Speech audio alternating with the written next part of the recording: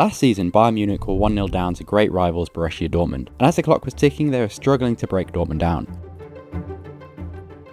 But then on came Serge Gnabry, and the game was turned on its head. Within a minute, Gnabry took the ball on the left and drove into the box to set up the equaliser. Then, just 4 minutes later, he did this. Gnabry still. Oh, it's a wonderful run! Oh my goodness! It's no secret that individual quality wins football games. Players, and particularly forwards, go for ever-increasing transfer fees because of their ability to change a game single-handedly. And yet, for a while, it's felt like the individual has been absent from the conversation. Tactics, systems, game models, these take centre stage in analysis. You can watch a tactical overview from a professional coach and not hear a single player mentioned by name. But then a key player for us is how this opposite 8 occupies that outside lane. Believe it or not, this is a coach of the Arsenal under-12s team.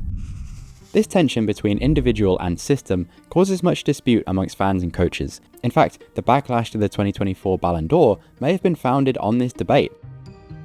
You had Rodri, the face of control, discipline and structure, and then you had Vinicius Jr., the rebellious, unpredictable difference maker. To some, this was the system pitted directly against the Maverick, and the system won. Or did it? Because those that watch City regularly know that the reason Rodri stood out was not just obedience to a system, but consistent moments of individual brilliance. Foden, and then hit by Rodri, and City retake the lead! Rodri! 22 goals and assists, including a string of game-saving goals, strikes from distance, and an increasingly diverse impact. Rodri's contribution were akin to those of Gnabry or Vinicius. Rodri hits the shot in the corner. In the face of tactical stalemate, he made the difference. Plays it across, and the shot in from Phil Foden! Rodri with the assist, Foden with the finish. In the modern game, tactical stalemate is not a rare occurrence. With advanced data and analytics, teams are extremely well prepared for what their opponents will throw at them. It's harder than ever to find significant tactical advantages. But interestingly, that very stalemate is paving the way for a special kind of footballer. One known for defiance of the system as much as conformity. You might call them the Maverick. However, the modern footballing Maverick may look quite a bit different to what you'd expect. A Maverick is defined as a person who thinks and acts in an independent way, often behaving differently from the expected or usual way. And putting the aesthetics of the word aside, this definition holds the key to understanding the shift in football that may be coming. In my last video, I talked about how the game has evolved to counter the dominant tactical philosophy, developments in man-oriented defending and defensive blocks that have forced even the great Guardiola to adapt. Accepting more phases of the game where you can't have the dominant controlled possession that you want, more phases where the patterns you've trained don't bear fruit. So in a world where your tactics are predictable, what do? Well, you can install a part that is fundamentally unpredictable. Someone who often behaves differently from the expected or usual way. If you like, a kind of tactical Maverick. But what does that actually look like? Well, since we're talking Guardiola, let's look at his tactical Maverick. Can you guess who it is? If you said Phil Foden, you'd be wrong. Because it's Jeremy Doku. But why? City, as you know, are pretty obsessed with short passes. Last season they attempted over 2,000 more than their closest rival. But was short passing their formula for chance creation? Of course not. Their formula was Doku. In a team full of passes, Doku attempted far fewer than most of his teammates, yet dwarfed everyone in the entire league for attempted take-ons.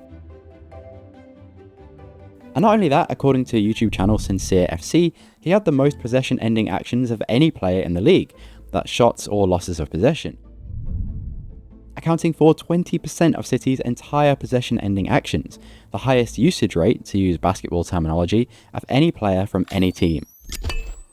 So while City may have been built on collective understanding, conditioned patterns, a search for control, what often defined the success of their attacks was the individual inspiration of Jeremy Doku, a tactical Maverick who didn't play the team's short passing game but rushed headlong into 1v1s and 2v1s, generating moments of chaos that seemed even out of his control.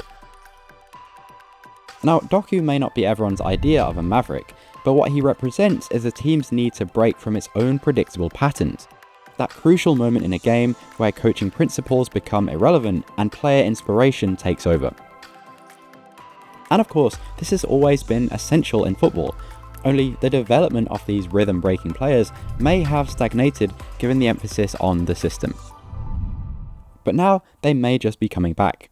And surprisingly, it's very easy to fit them into these modern systems. After all, the Maverick was a foundational part of the original positional play. Johan Cruyff was this Maverick player who broke the rhythm and was daring in possession. And as a coach, the aim of his positional philosophy was to ensure the team serviced these players, so they had time and space to show their ability on the ball, the likes of Risto Stoichkov and Michael Laudrup. That's why today, positional teams have no problem accommodating Maverick players. From the looser variations, think Lamine Yamal in Flick's Barcelona, to the very rigid positional systems like Cole Palmer in Maresca's Chelsea. So it's not a question of if you can accommodate this player, much more important is the question of where.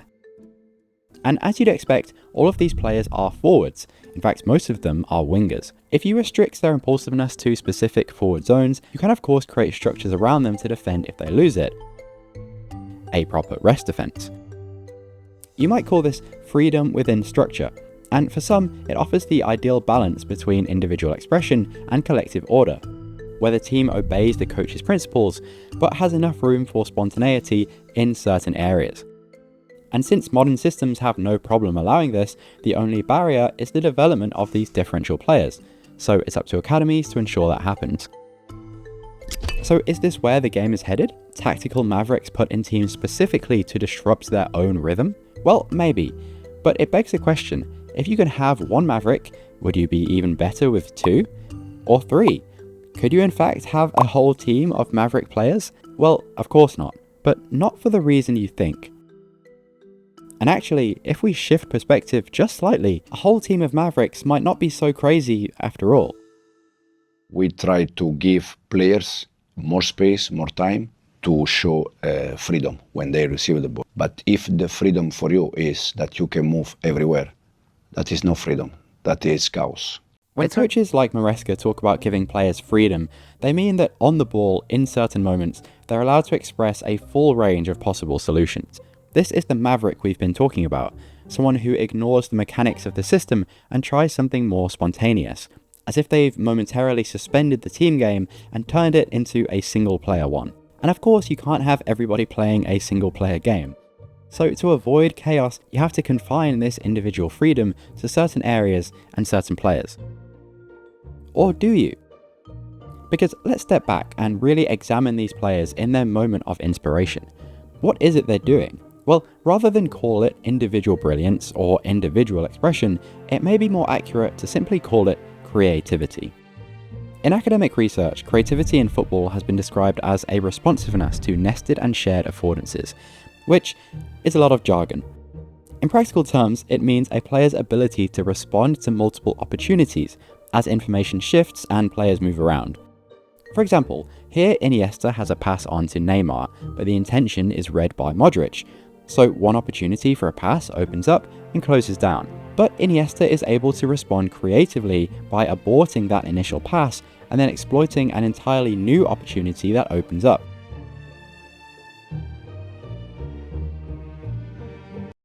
A pass between the lines made possible by the initial movement of Modric. This is important because on initial viewing, this pass looks like a moment of pure individuality, conjured in the boots of Iniesta. But as a creative action, there is much more going on. The movement of Neymar, the decision of Modric, recognition of Messi. And not only that, but if you look at the previous actions in this game, you'll see that Modric may have been conditioned to block that short pass. Iniesta made 27 passes this game, and 21 of them were short, going either sideways or backwards. So executing this creative moment isn't just about the moment itself, but about everything that happens, not just during, but before. Equally, a solo run might look like a momentary flash of inspiration, but how have the runs of his teammates conditioned the defender's body position? How do they continue to do so throughout the move? These crucial moments then aren't about shrinking your field of view and going solo, but quite the opposite, expanding your sensitivity to all the information, teammates, opponents, spaces, everything. They start to look less like an individual pursuit, a single player game, and more like another function of the collective, because the team as a whole has been creating the conditions for them throughout the course of the game.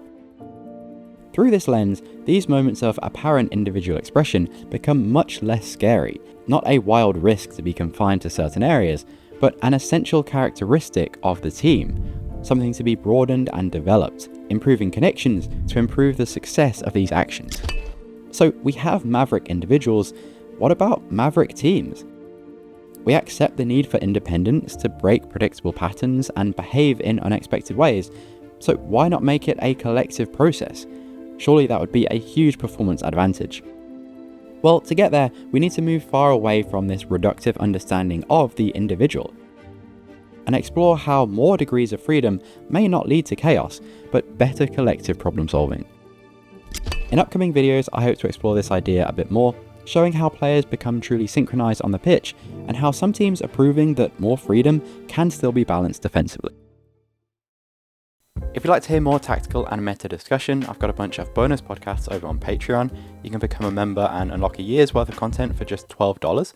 You can also join for free and get access to my community channel, where I post the research and articles I use to make these videos. So if you're interested, just head over to the first link in the description.